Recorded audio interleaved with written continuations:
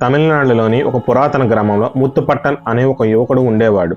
అతనికి చిన్నప్పటి నుండి అపార శౌర్యం, నిజాయితీ మరియు న్యాయం కోసం ప్రాణం పెట్టే స్వభావంతో ఉండేవాడు. ఒకసారి ముత్తుపట్టన్ నివసిస్తున్న గ్రామంపై కొంతమంది మంత్రగాళ్ళు దాడులు చేయడం ప్రారంభించారు.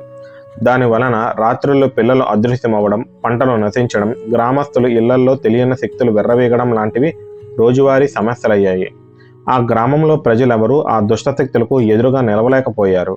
ఒక రాత్రి మంత్రగాలలో అత్యంత క్రూరమైన వాడు ఒకడు ఆ గ్రామంలో కొంతమందిపై దాడి చేయడం ప్రారంభించాడు.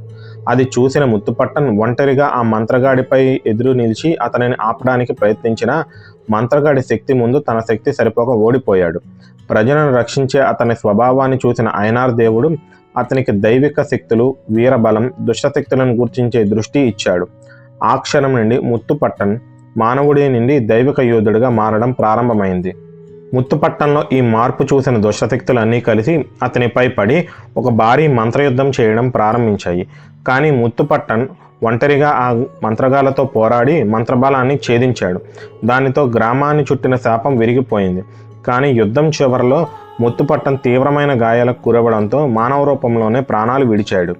ముత్తుపట్టన్ వీరమరణం పొందిన వెంటనే అయ్యనార్ అక్కడ ప్రత్యక్షమై ధర్మం కోసం ప్రాణం అర్పించిన ముత్తుపట్టన్కు మానవ రూపం సరిపోదు, ఇకపై ఈ నేల యొక్క శాశ్వత రక్షక దేవుడిగా ముత్తుపట్టను నియమిస్తున్నాను అని అనగానే అతని ఆత్మ దైవరూపంగా మారి అతని శరీరం కురుప్పన్ ప్రభావాన్ని ధరించింది.